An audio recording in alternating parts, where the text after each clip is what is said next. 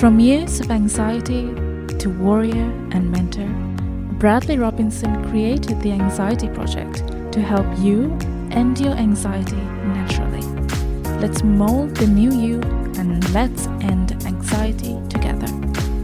Hey everyone, welcome to the Anxiety Project podcast. This one is number 29 coming at you right now. I am your host with the most on anxiety recovery, Brad Robinson, here with you today. I want to thank you so much for all the comments on YouTube. I want to hear what you guys are going through. I want to hear the breakthroughs as well. I want to hear your questions because I want to answer them on this podcast, but I also want to do a Facebook Live in the future where every Saturday, I will be streaming live and answering your questions, but that's in the future, and just keep an eye out for that. Join me on Facebook, join that community there, and ask me the questions. Ask me anything you want, and I'll get back to you, and I will answer them for you. Now, today, I am going over 3 techniques that are so important when overcoming anxiety and need to be implemented on a daily basis. Now, to ingrain a new habit, it takes 30 days for your body to really run on a new habit. Now, I've been meditating for about 2 years now, and at first it took me a while to get into because I just couldn't get myself to sit still every morning, and the mere fact that I was starting a new habit, my body just didn't like that. My body was like, what are you doing? Like, I was doing something out of the norm. And when you start to do something outside the normal, your body starts to be like, whoa, hey man, like, look, I don't think this is a good idea. And then you start questioning whether you should do this, or you will start to distract yourself unconsciously and avoid that new routine, right? We've all been there. So when I was meditating every day, it was so new that, I just didn't want to do it. I would avoid it some days. But then once I started doing it every single day, it became a routine. It really did. And now I can't go a day without meditating twice. I do it once in the morning and once at night. And this really helps me not only ground myself, but it sets me up for the day. And that's really important. Now, I'm going to get into the very first technique that you must start implementing on a daily basis, and that's the morning routine. Now, there's a subset of categories in the morning routine. So when you get up out of bed, there has to be a structured approach to attacking the morning, because a lot of anxiety sufferers dread waking up and dread the day, and they don't know what they're doing. They haven't planned the day out, and they start feeling anxious right away. They start checking in on their sensations. So it's really important to start the day properly. There are 2 parts of the day that are super critical for overcoming anxiety and just in general. It's 30 minutes after waking up in the morning and the 30 minutes prior to sleep. These are 2 important parts of your day. But I like to go an hour before bed implementing certain techniques, but let's just go with half an hour for now, depending on your schedule, right? You might have more time in the evening to do stuff. It just depends. But for now, let's look at the morning routine. Let's see what you can start to do that will benefit your future self, and it'll set you up for the day the right way. Now, I used to get up from bed and I used to just not even make my bed, put on my clothes, go eat breakfast and run out the door, have coffee, whatever. I didn't really have a structure, and I would dread the day. I would dread my sensations. I would ruminate over my health anxiety sensations, potential illnesses that I never accumulated. So when I started to implement a solid technique, and your technique will vary from mine because I adapted my own morning routine. I found great meditation tracks that work best for me in the morning. So it's really a trial and error, but I'm going to give you a structured and generalized idea of what you should do in the morning. Now, upon waking up in the morning, you make your bed. It's always important to make your bed, but it's time to meditate. It's time to give yourself 10 minutes to go into a corner or another room where you set up, a candle and a little area where you sit down and meditate. And this is your quiet zone. This is the zone for you every morning. And in that meditation, I want you to run the day through your mind, how you want the day to go, how you want to feel driving to work, how you want to feel at work, interacting with your coworkers, how you want to feel at lunch, in the afternoon, in the evening. What are the challenges that you expect to face that day, and run through the mental movie in your mind. How do you want the day to go? Now, I want you to picture yourself disassociated. I want you to picture you in that mental movie as vivid as possible.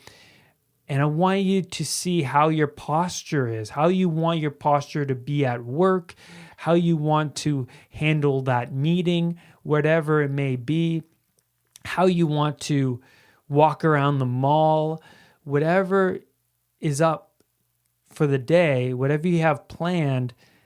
How do you want it to go? How do you want to feel? And I want you to engage in your five senses. How do you want to feel? How do you want yourself to look and act?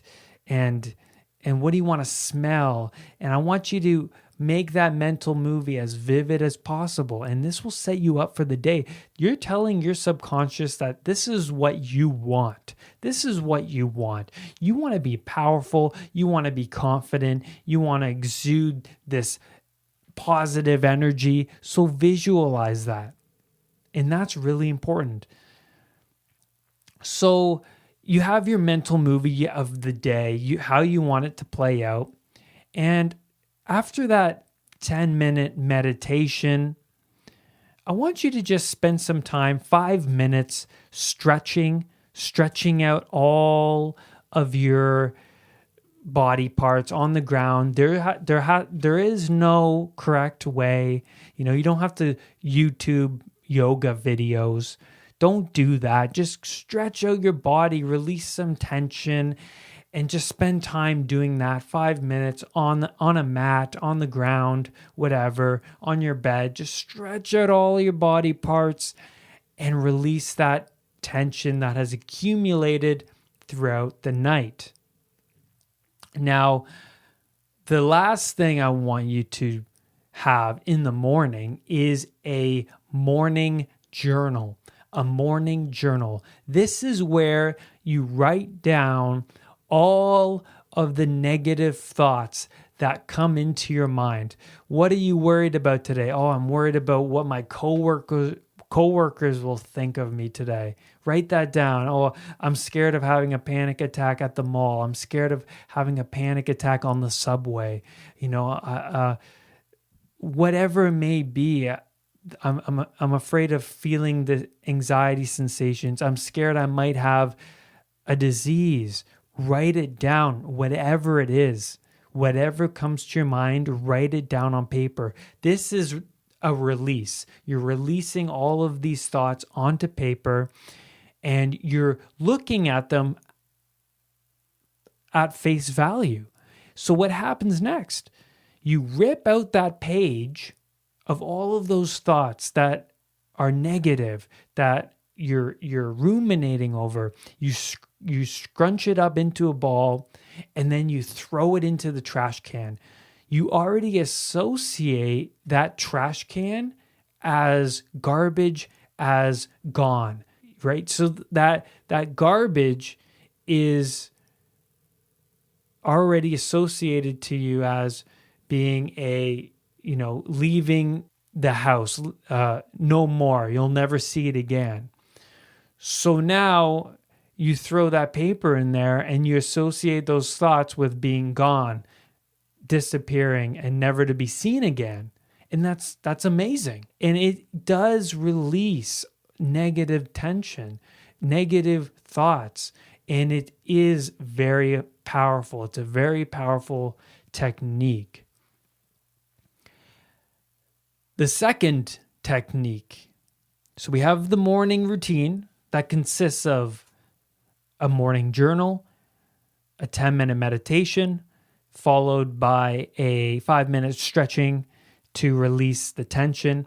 And now we have the second technique, and that is the elastic band. And I used this for a month. And it's really important that you use this technique and implement it when going through anxiety. Now, I used to wear this elastic band while I was working different jobs, when I was with family.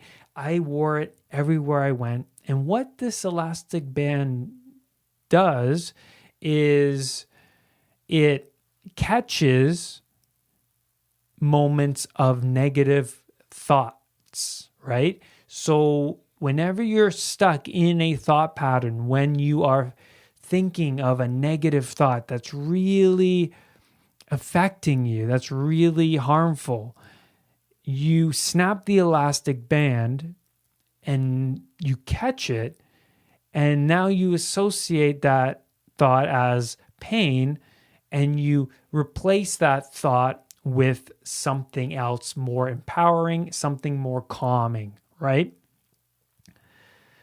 So it's all about challenging the negative thought by seeing a new perspective and adding evidence behind that thought, right? So you might be thinking, oh, I might have a disease, my side hurts. Then you snap the elastic band, and then you say, well, you know what? I did go to my doctor. My doctor said I was really healthy. So this is just a bodily sensation from my fight, flight, and freeze response, because that response causes a lot of bodily sensations. So it's all about adding evidence behind those limiting thoughts, those limiting beliefs that keep you in that anxious cycle. And that's important to understand. It's all about catching those thoughts and then replacing them. It's about challenging those thoughts, right? So you catch that old belief and then you replace it by challenging it. Oh my God, I feel like I'm going to have a panic attack.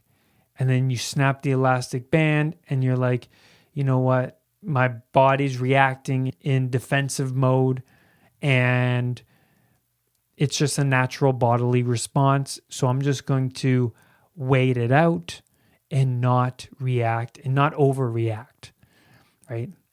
So it's really just getting yourself into a new frame of mind. Even I used to do visualizations when I would snap that elastic band, where I would visualize a calming environment and replace that negative thought with that calming environment. And it really helped. I remember snapping that elastic band, and my replacement thought would be sitting in a diner while it's raining outside and sipping on a cup of coffee and just sitting there watching the rain. And that was my thought that I replaced every time that negative thought would come in. And it really helped. It really did. And I would do that while at work, during the day, whenever a thought would come in that just wasn't a good, empowering thought, when it was just a negative thought, I would snap it and catch the thought and then replace it with a calming image or challenging the thought by saying, you know what, I am healthy. These sensations, they never accumulated into an illness. I am healthy. And that's really about placing evidence behind these limiting beliefs. Now, the third technique I want you to implement is reducing your speed. Now, when you're running around constantly, and I remember when I was going through anxiety, I was doing things so quickly. I was unorganized. I was running around, forgetting my car keys, the wallet, whatever. And I had people tell me, "Oh, Brad, slow down. You're just going way too fast."